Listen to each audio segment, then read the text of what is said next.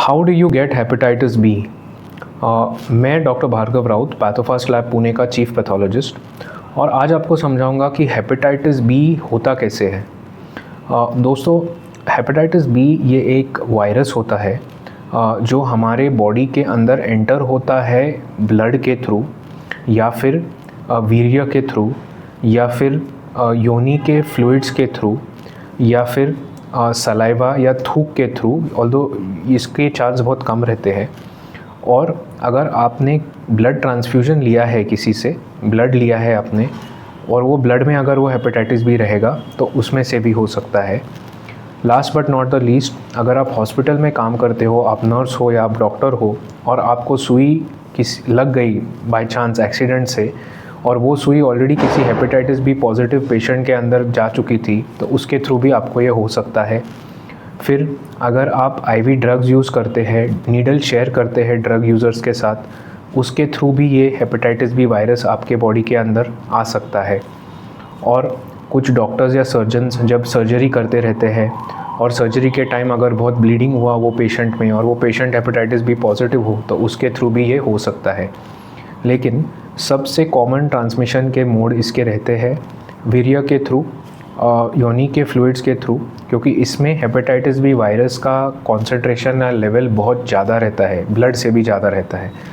तीसरी सबसे कॉमन चीज़ होती है जो मैंने बोला, ब्लड ट्रांसफ्यूजन अगर आपने लिया है किसी से जिसको ऑलरेडी हेपेटाइटिस बी है, या फिर अगर आप आईवी ड्रग्स यूज़ करते हो, उसमें से भी हो सकता है। एंड लास्ट, ये माँ से बच्चे को होता है।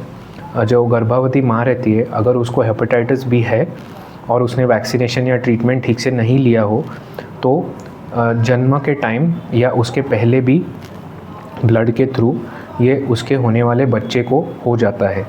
तो ये हो गए सारे चीज़ें जिसके थ्रू आपको हेपेटाइटिस बी हो सकता है। तो ऐसी कौन सी चीज़ें हैं जिससे आपसे हेपेटाइटिस बी नहीं होगी? तो इसमें पहले तो अगर आपने किसी बर्तन से पानी पिया जिससे ऑलरेडी किसी ने पानी पिया हो जिसको हेपेटाइटिस बी हो, ऐसे चीज़ों से आपको हेपेटाइटिस बी नहीं होता। टॉवेल शेयर करने से नहीं होता, कपड़े यूज़ करने से नहीं होता, उसी बिस्तर में सोने से नहीं होता। अगर आपने कोई कार का हैंडल पकड़ा जिसको 2 मिनट पहले किसी हेपेटाइटिस बी पेशेंट ने पकड़ा था, उससे आपको नहीं होगा। हेपेटाइटिस बी के पेशेंट के खांसी या चीखने से ये नहीं होता है। ये हवा के थ्रू नहीं फैलता है, ये पानी के थ्रू नहीं फैलता है।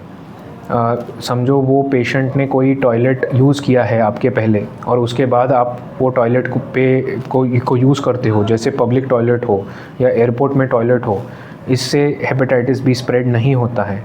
हेपेटाइटिस बी स्प्रेड के लिए ब्लड के साथ ब्लड का कांटेक्ट होना बहुत ज़रूरी है।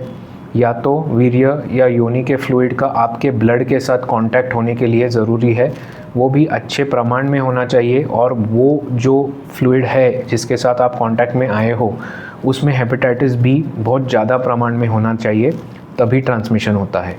Thank you.